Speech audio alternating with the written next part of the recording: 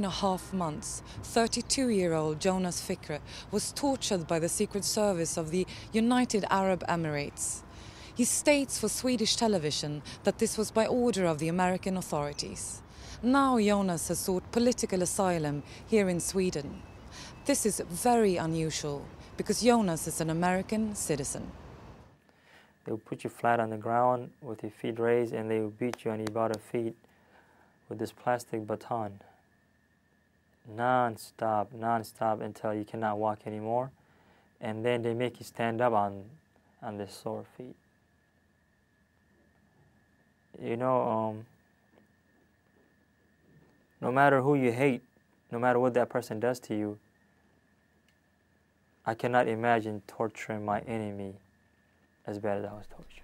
For 106 days, Yonas Fikre was held captive in the prison of the security service of the United Arab Emirates.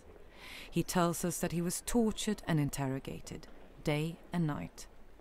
Now he's seeking asylum in Sweden. But how did he end up here? Let's go back a little more than 1 year. In the spring of 2010, Mr. Fikre is visiting relatives in Sudan. In April, he is summoned to what he believes to be a meeting at the American embassy. But instead, 2 FBI agents interrogate him for several hours. They question him about the mosque that he attends back home in Portland and about the imam there. The US law enforcement suspects that the imam can be linked to terrorism. They made it clear to me there's a case that's taking place in Portland, Oregon, and that they needed me to help them solve this case. Basically, they wanted me to be an FBI informant. Mr. Fikre finds the agents threatening. If he refuses to cooperate, they say he won't be allowed back to the USA. Because his name is now on the US no-fly list. This is at least what the agents tell him. But if he cooperates, the agents can have Mr. Fikre removed from the list. I was tricked to come in to speak with an FBI. At the same time, now I'm being bribed in order to get off the no-fly list. I refuse. I said no. Swedish television has tried to pose questions to the United Arab Emirates, the FBI and other American authorities, but we have not got any answers. But we do know that Yonas Fikre has no prior convictions in the US. The week after the meeting with the FBI, one of the agents sent Mr. Fikre an email. I have memorized this email like it's my favorite song. It says, while we hope to clear out the issues that we keep on hearing about, the choice is yours to make. The time to help yourself is now. I took it as a threat, to be honest with you. The time to help yourself is now. Yonas Fikre does not feel safe in Sudan anymore, but because of the no-fly list, he cannot return back home to the US. Instead, he travels to the United Arab Emirates. There, he is arrested by the security service on June 1st, 2011. The 3.5 months after that, he spends on a cold cell floor under bright lights. With eyes covered, he is severely beaten during incessant interrogations. A task performed by order of the FBI, according to the team of lawyers that represent Mr. Fikre. I think it's completely obvious.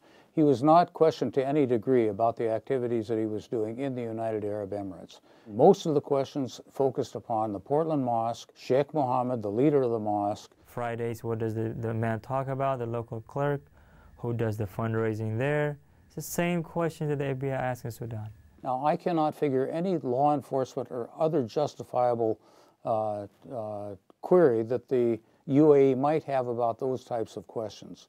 Clearly, the UAE was acting as a surrogate, as a proxy for the FBI and American law enforcement agents.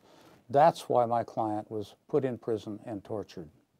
Är det trovärdigt att det är så? Ja, absolut. Det har de gjort i många andra fall, i Irak och på andra ställen. Där man har både amerikanska privata företag och man har inhyrda så att säga från andra länder som gör de här smutsiga arbetena. Varför har vi inte hört någonting om det tidigare i Sverige, att även amerikanska medborgare drabbas på det sättet?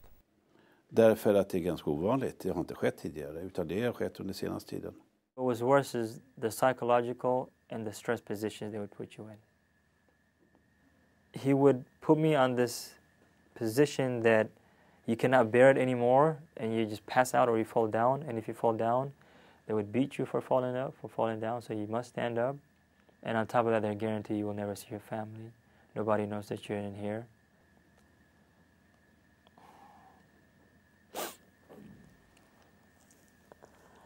But Mr. Fikre has nothing of interest to share with the interrogators, and eventually they grow tired. On September the 15th, he's deported to Sweden, where he's got relatives. Pushed me into the airport, into the plane, and that was it. According to a number of testimonials, the FBI will use extortion and allow friendly states to interrogate American citizens, in some cases using torture. Mr. Fikre is now hoping to be granted asylum in Sweden. He fears he will be persecuted following deportation to the USA. The decision of the Bureau of Migration is expected shortly. Have you done anything to give American authorities any reason to put you on a no-fly list? Refusing to be an FBI informant, I guess, could put you in that position, and the no-fly list, I guess, that's the only thing that I can imagine that I've done. Had I done any criminal activity, why would they even let me go and do this to me when I'm outside? So I asked them, what did I do? Why am I on there? They told me they didn't do anything. They assured me that it's not about me. So I cannot imagine what I have done.